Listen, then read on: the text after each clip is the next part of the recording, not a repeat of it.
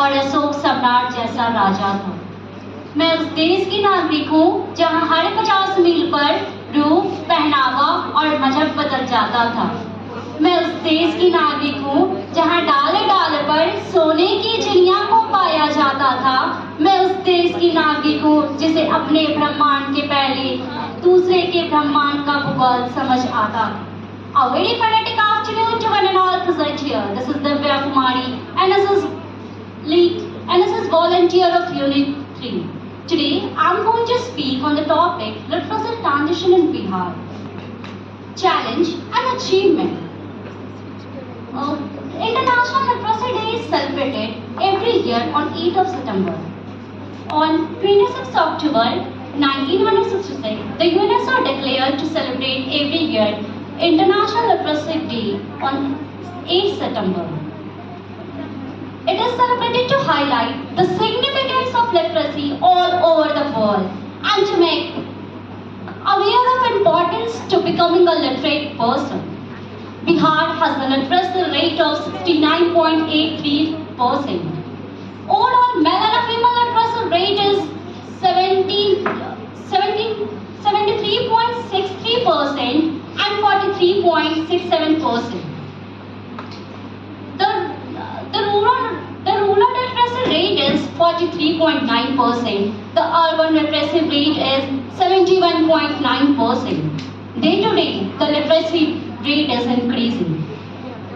If we talk about the challenges coming and the literacy rate is, first, poverty. Poverty is one of the biggest problem that Bihar people face. Many people in Bihar are below in the poverty line. That's why today the education system today most of the child are not educated. Second, lack of access.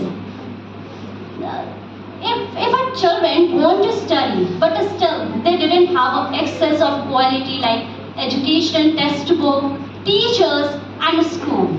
Third, social and cultural problems.